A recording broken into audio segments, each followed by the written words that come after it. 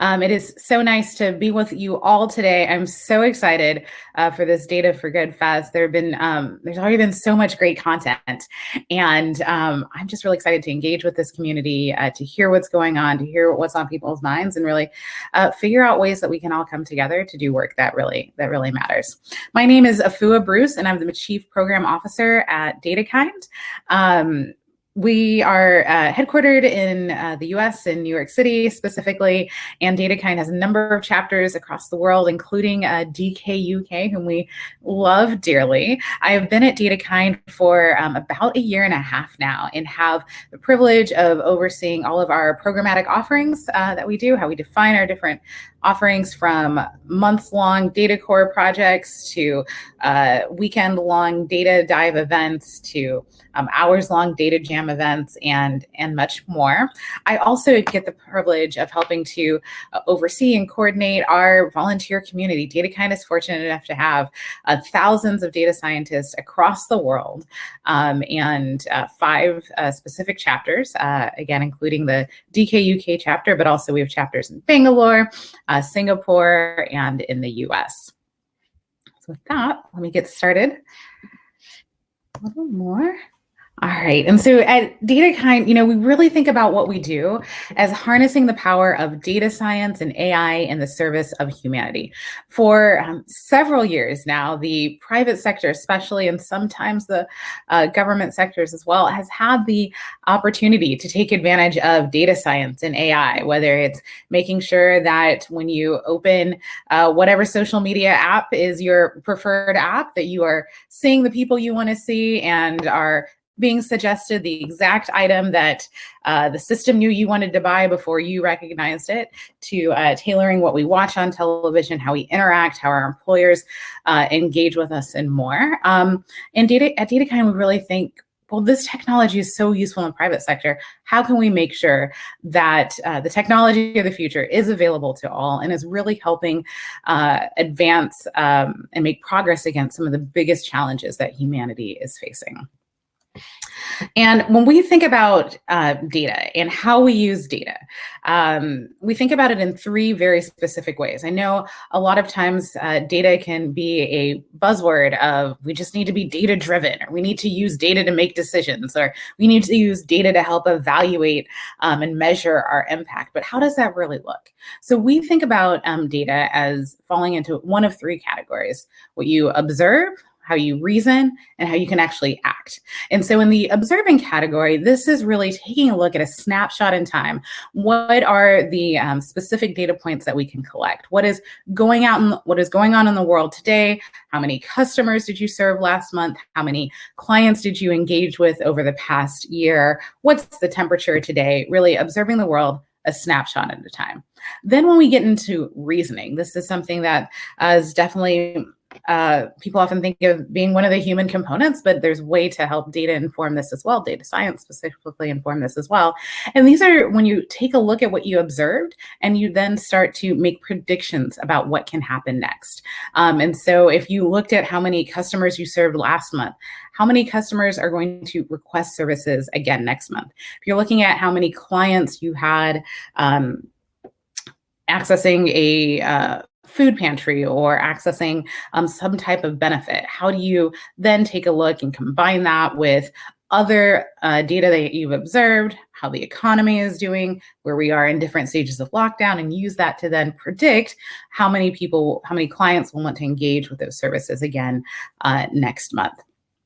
And then the 3rd category, which can be the most challenging sometimes, especially for organizations in the social sector, is the acting. So how do you take the data that you observed? How do you take what you reasoned with? And then how do you then start to look at automating some of these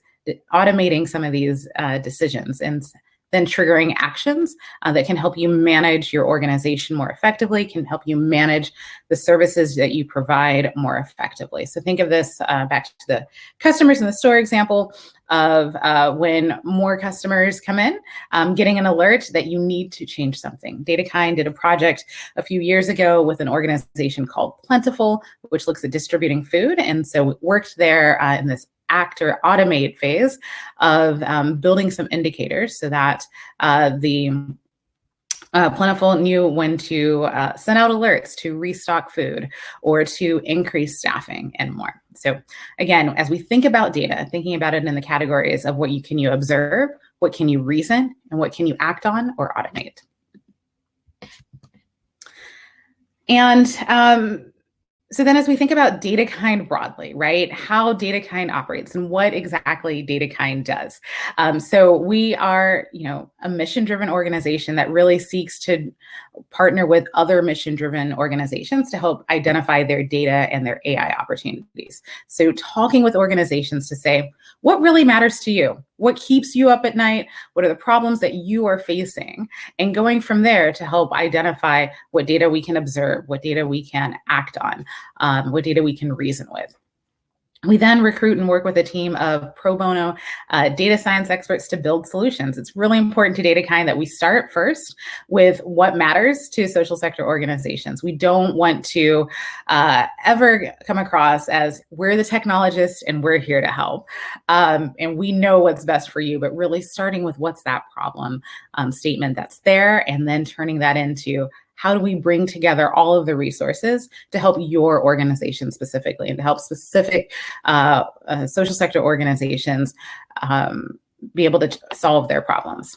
And then finally, the DataKind model, we stick around to make sure that it works. We're not just going to build you a solution and then leave and say a best of luck to you, but really making sure that what we build works for your organization and that we transition it well so that your organization can really adopt it, can continue to make decisions based on it, and can continue to maintain it. Because again, the goal is really to pull people with different expertise together and thereby work to really improve humanity. All right, so how do we do this, right? DataKind, I've been talking about what data looks like. I talked about our general philosophy, but how do we actually do this? And this work breaks down into 4 categories. So the first category is what we call our impact practices. And this is really saying, there are a lot of organizations in the same country, across the world, who are dealing with really similar challenges. Are there ways that we can learn from one organization or one country and apply something to another organization or another country? This then really helps ensure that more organizations can get served and that sector, across the sector, we can really advance. So one way that we're looking at doing this is with our frontline health systems impact practice. And we have been working with frontline health systems for a while. And as we've been talking with now a number of organizations. I think we've talked to over 100 organizations. We've done about a dozen projects with these organizations as well. We realized that figuring out how we can use data to automate data integrity really matters. If people can't trust the data that they're using to inform how we improve maternal health care, how we improve medicine delivery, and more, it doesn't really go far using frontline health systems. So we're working on a few solutions that we've been able to develop with one organization. And then in this next phase that we're in, we're piloting, adapting those solutions to other organizations to see how we can replicate and how we can share these tools across the sector. The data core programs that we have, these are our long-term engagements. These are projects where we bring together a team of volunteers to support work over a 9-month or 12-month time period often to, again, really solve those specific problems that the organizations themselves have. Then we have our data dive events. Now, I'll be honest, data dive events are one of my favorite events that DataKind does because they're weekend-long events, very intense, where we bring together a handful of organizations and we come up with different tasks, different data challenges for each of these organizations. And then we invite our community to join us. And our community, yes, includes data scientists, experienced data scientists who are still in school learning to be data scientists, but it also includes non-technical people as well who are just curious about how do we use technology. And there's a role for everyone on this team. And so I love seeing our community come together with people from all different backgrounds, both ethnically, but also professionally, and what skills they bring to really, again, come together to say, how can we develop something in service of humanity? And then finally, from time to time, we offer community events, which really help, especially the data scientists, non-data scientists, just talk to each other, learn what's going on. Events like this festival to share some of the best practices, share some examples to inspire and to really connect and network to make sure that our community remains strong. I mentioned this a little bit as I gave my intro, but again, DataKind as an entity is all around the world.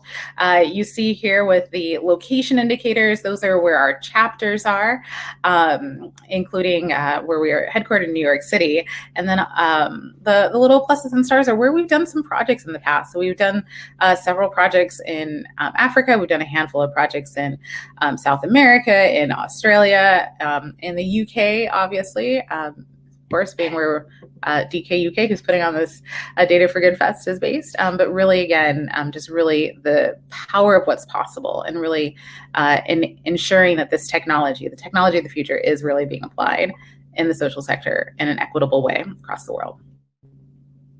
And this, I think, is my final slide on sort of DataKind as an overall, but just what we've done. As you're hearing from folks from DK UK and myself, We've been in this business for a while, nearly 10 years, and we've done a lot, but we are so excited to figure out ways to partner with other organizations to make sure that we're widening the tent of anyone who wants to use data science and wants to use data science for good, and really bringing people along with us, because we know that as great as we think DataKind is, we can't do it all, and we can't do it by ourselves. And so really looking for ways to strengthen the community, to make sure that people see what's possible, to give people tools to do this work, which again is why we're all gathered here for this Data for Good Fest. And I've touched on this piece as well before, but just wanted to reiterate the importance of the components of high impact data for good projects. So I've talked about how we have technical people and non-technical people come together. Super important.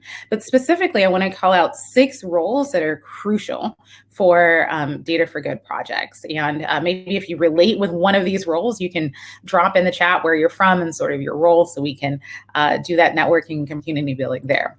But as we think about Data for Good projects, it's really important to have that problem statement. As I said, we only need to solve problems that matter here. So defining that, well, we need to have data sets. What the data looks like can be in various states, but making sure we've got data to do data science with.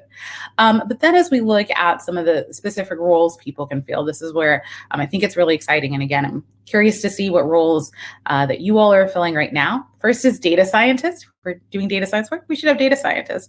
We also need funders. We need, even though we use a lot of volunteers at DataKind, we need to make sure that organizations that are partnered with us can be compensated for their time, that we can do the infrastructure, that NGOs are given some space to experiment and to try something new that they haven't done before, and to tackle a problem in a new way.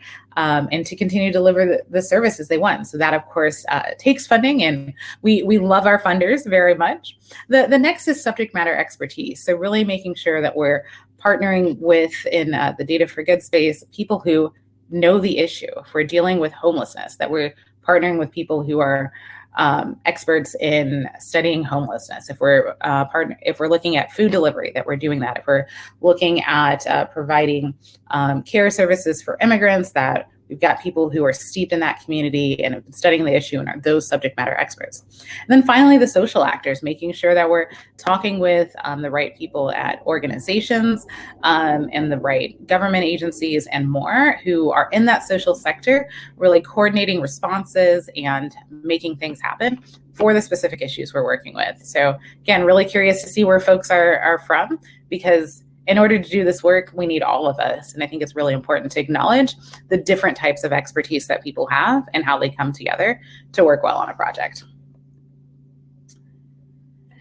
All right, so I want to shift now to talking a little bit about a specific project that DataKind has done. And we did this with an organization called John Jay College. And, as we think about how we selected John Jay College, what we were doing there, what really made sense, we started with, we needed a partner that was mission driven. We needed a partner that had a clear theory of change. How does this organization, how does this social sector organization think about impacting the world? Because it's when we understand how organizations impact the world, then we can think about how that data that they have available, digital data that's available, can really support them in executing on their mission. And then finally, it's really crucial to make sure you have leadership of the organization who cares about data, who wants to make data-driven decisions.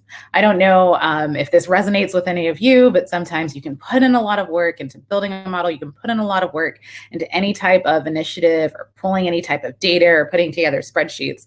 But if at the end of the day, the leadership of that organization is just going to go based off of gut instinct and instead of what the data says, can be really demoralizing for the team that invested all that time and effort in pulling that data and trying to create a data-driven system. So it's really important to have leaders committed. And we were lucky enough in John Jay College to find this to be an organization that met all of these criteria. Now, again, as I think about John Jay College and what we did here, the outputs of the work, and this is true for all of the organizations that we partner with for DataKind, the outputs that we're seeking to deliver are to answer those questions that are raised in that problem statement. This can be done by finding cost savings, improving efficiency, improving systems, and predicting future needs. And you'll see as I dive in a little bit to the John Jay College example and the work that we did with them, you'll see how we met many of these. And so John Jay College, which I've now mentioned more than once, is a college in the United States. It's based in the New York City area. It's a liberal arts-based college, but focused on criminal justice. So a lot of their degree programs are around criminal justice. It's more of a community college standpoint. A lot of their students are in college as they are also working full-time somewhere else. And they approached us and we created a partnership really to look at how can we make sure that students who start this program finish the program and actually graduate and therefore are able to get jobs. Now, as we looked at a report in the National Student Clearinghouse in the US, we found that nearly half of all students in this category are entering university and are at risk for leaving without earning a degree. And so this helps no one. It doesn't help any student who may feel like they've wasted their time. It doesn't help the professors. It doesn't help the college to be churning students through and not getting them out to a better outcome at the end. Again, it doesn't help students who might have also had to take out loans to go through this process. And so that's the backdrop where we started with John Jay College and entering our partnership together. And I have used a lot of words, but I'm going to pause for a couple of minutes to let some of the folks at John Jay College talk to you about the work that we did with them.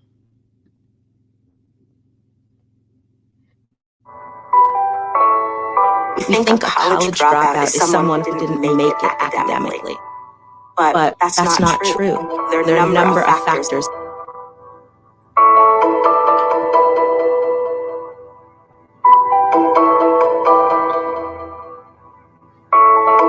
I'll be the only one in my family with a college degree. My mom, my sister, and my brother, they dropped out of the 8th grade. Pain means everything. My dad wasn't able to bring enough money home, so I would work as well, and that would cause me to focus sometimes more on work than school. The students at John Jay, they really want the degree and know the value of having a degree, but the challenge is that most of them are working while they're putting themselves through school. How do we keep them on track to graduation, recognizing the financial challenges they have? With the help of DataKind, of going back through 10 years worth of our records, we were able to learn which were the variables that were most important that explains most of the stopping out for the students. Predictive modeling is a lot like an early warning system. You get data coming in, and you don't just say, hey, what happened in the past? But computers can actually take that data and say, hey, based on what I'm seeing, I think this is going to happen in the future. And that allows people to act more effectively. make decisions quicker, preemptively, to act before a challenge comes up. Any student that hits the 90 credit mark in a particular semester, we input their information into the tool. It puts out an analysis for each and every one of the students that also comes with a risk score to give us a prediction. Combined with our advisement program, what we've seen is incredible results. I was struggling last semester and they told me, listen, there's a grant that can help you out. And thanks to them, I managed to get that class through. I got an A in the class. It makes you feel like you have a whole new support system behind your back to get you on track. And my dream came true. Now I'm graduating from here with my degree. This is the application of data science that we want to see first and foremost. It uses data to see patterns we couldn't see otherwise. It helps a resource-constrained academic institution do its job better. In the end, the impact is that it helps more folks graduate. Without this tool, the normal trajectory would have been that 54% of that population would have graduated within 2 years. This year, we got 73% graduated in 1 year. That's a huge success. Most John Jay students go on to public service in a number of capacities. I'm intent on being that model institution where you were taken care of, you were supported, we're using the best tools in the business. This is a revolutionary tool.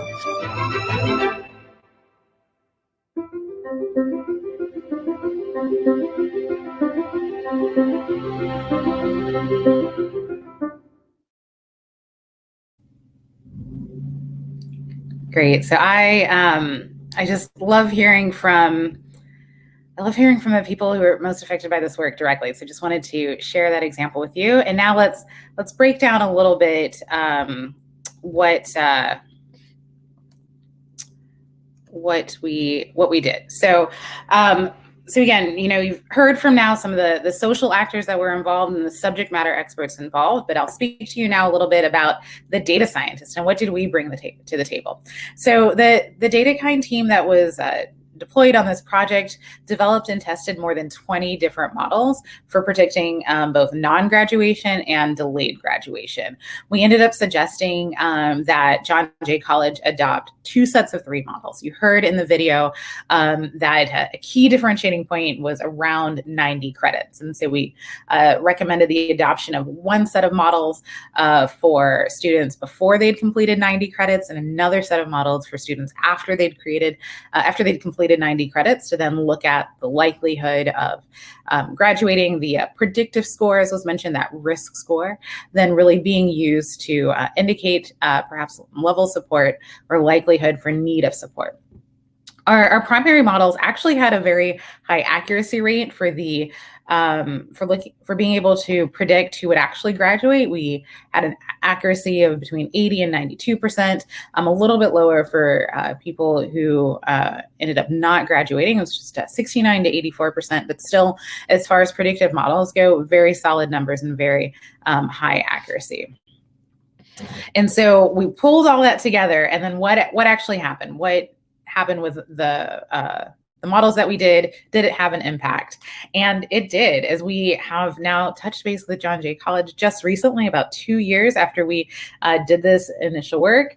Out of more than 1,000 students that were identified, 818 of those students ended up graduating over 1 year, or approximately 73%. This was in contrast to the projected graduation rate of about 54% over 2 years for similar students who weren't affected by the tool, who weren't touched by the tool, and the associated interventions. So really outstanding numbers to decrease the amount of time students had to spend to school, which decreases the amount of time before they can get that job that they really want, and then really help impact their families and improve their lives, which ultimately is what it's all about. As you heard from Dara, who was featured in the video, she said this tool is revolutionary to John Jay College. Dara and the specific office really exists to make sure that the students who start at John Jay College can finish and can get jobs and can go on with their lives, really, again, improving their own lives. And so speaking with Dara, she is has just been so excited to really have a tool that's helped identify the right intervention points and the right interventions for her team to make sure that those students graduate. They're now graduating 73% of students in just 1 year, which is a phenomenal increase over where they are. I further talked to Dara just a couple of weeks ago, actually, and she said that they were able to do this at the cost of less than $200 US per student. And so being able to significantly increase the number of students who graduate in just 1 year versus 2 years at a cost of $200 per student is also just an incredibly great use of everyone's resources. Now, I do want to just highlight a few points and a few takeaways from this example with John Jay College. I'm a computer engineer by training. I've done a lot of work with nonprofits and NGOs, obviously, organizations in the social sector. I briefly ran the U.S. National Science and Technology Council for 2 years out of the White House. And so I think that technology has the power to do so many great things. But at the end of the day, as you see with this John Jay College, models themselves do not replace technical expertise, do not replace that subject matter expertise that's so important. So you think back to those 6 components. And so even here, we had models with high accuracy rates, and we tested so many different models. We still had those models then paired with those subject matter experts who were then making decisions about how to actually implement the appropriate interventions to make sure the students actually graduated. So the models are just tools.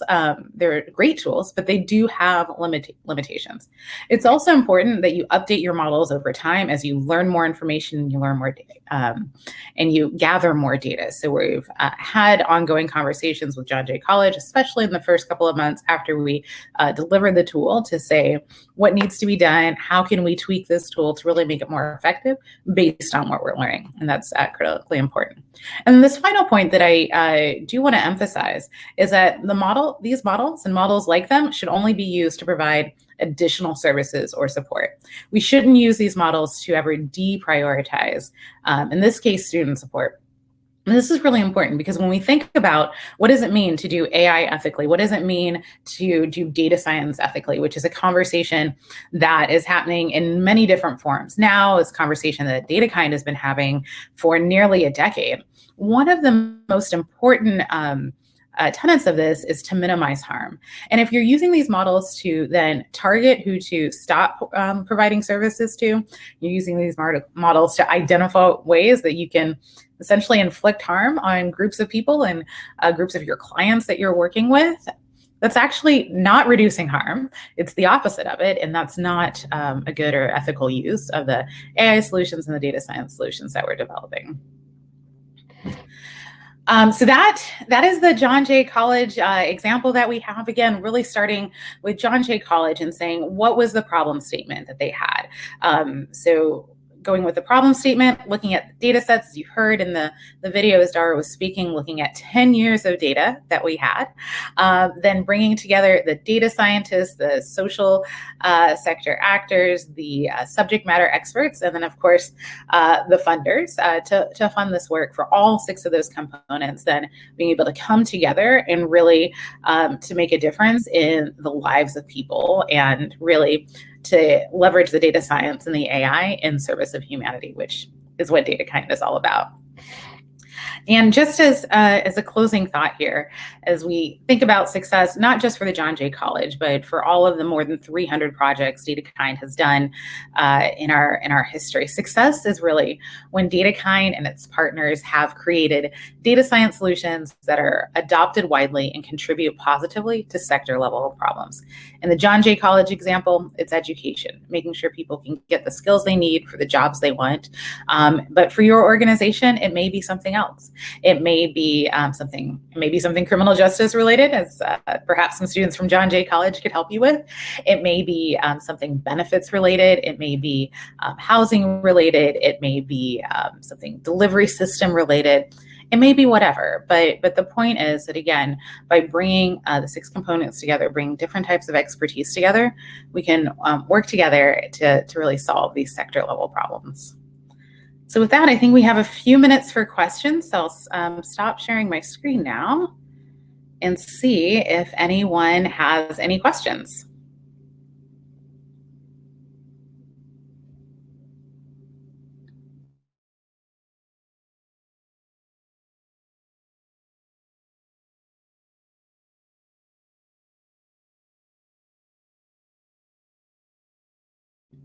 And if there's no questions, that's okay too. You can feel free to reach out to me via email or Twitter. We're at DataKind, and just contact at datakind.org. Lots of questions in here. I am so sorry. This is a new focus to me. Oh, and I now see the questions. Thank you. Thanks for that.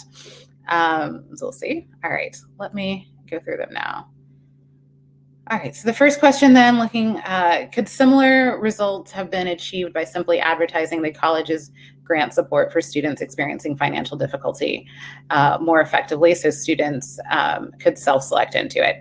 So with that particular example, the grant support was known. It's something that was advertised from time to time, but students are inundated with so much different information. And again, this specific student population are students who are also working full-time, who may have families that they're managing or just living with full-time, and also going to school. And so automated messaging about grants and more can be missed by being able to target specific students and being able to have individual targeted outreach. There's a better chance of uptick there.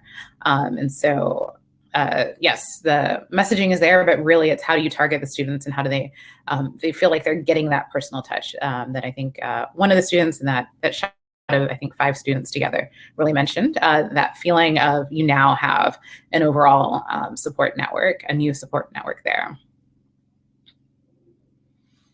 So another question here about we've created this model with a smaller set of data and how much of the data was already collected by the college and how much was collected by the project. So a lot of the data was already collected by the college. Excuse me. We found that educational institutions in general tend to collect a lot of data, whether it's from standardized test results or enrollment numbers, graduation numbers. Educational institutions, we have found in our experience, they tend to already have a lot of data. They might not be analyzing that data.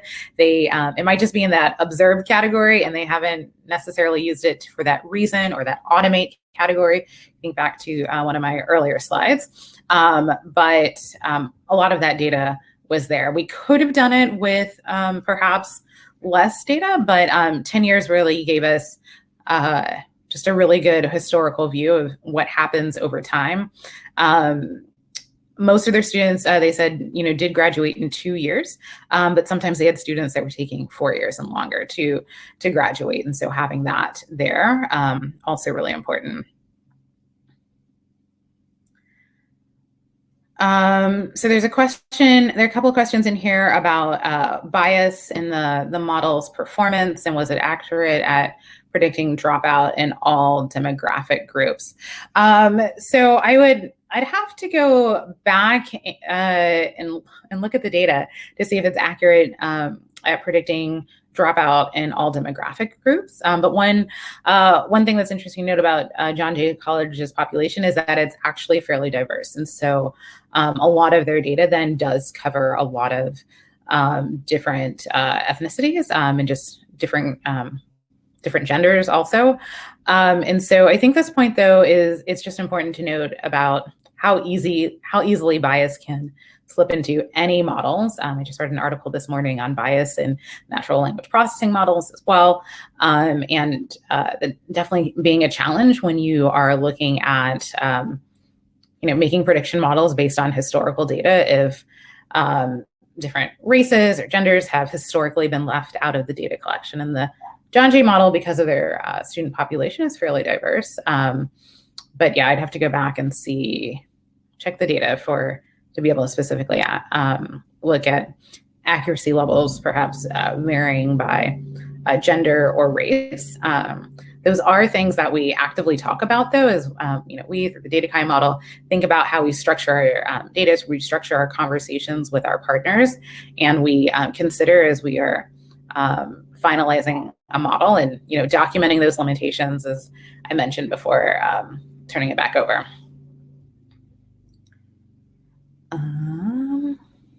Let's see.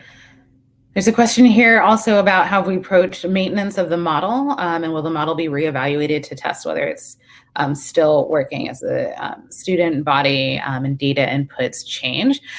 So again, most of our maintenance was done probably in the first several months after we delivered the tool. We've heard from John Jay College periodically to do that.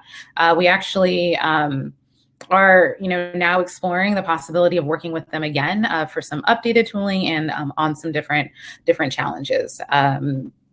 This has been so successful that the president of John Jay College has talked about it to some of their sister colleges, and has gotten other colleges dealing with similar challenges and similar populations really excited about this. So wanting to explore how could we do this for other colleges, back to, as we solve solutions, what can we think about on sector levels and sector level impact? Are there ways that we would be able to adapt this tool for other colleges, and what would that look like?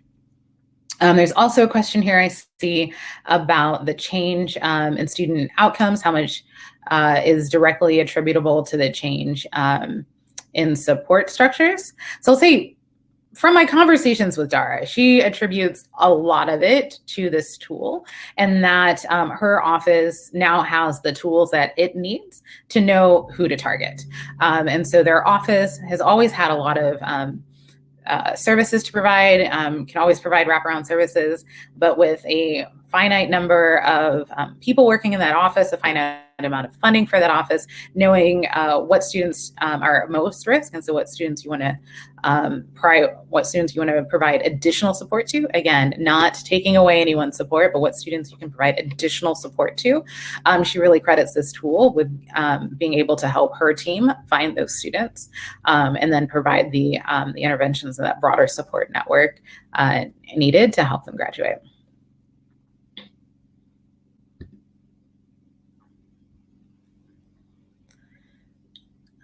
And I think that I have now made it through all of the Q&A. So I think I've now made it all through the Q&A. I see in the chat someone's posted about Coded Bias on Netflix. Absolutely endorse that movie. I've had the privilege of working with several of the women featured in Coded Bias, and certainly has informed and shaped the way that I approach my work. But it really highlights a lot of the ethical challenges for data collection, model building and testing, and how you decide sort of what limitations are so significant that you shouldn't deploy a model after all, and how you can mitigate some of the limitations that may come up with different models that you define.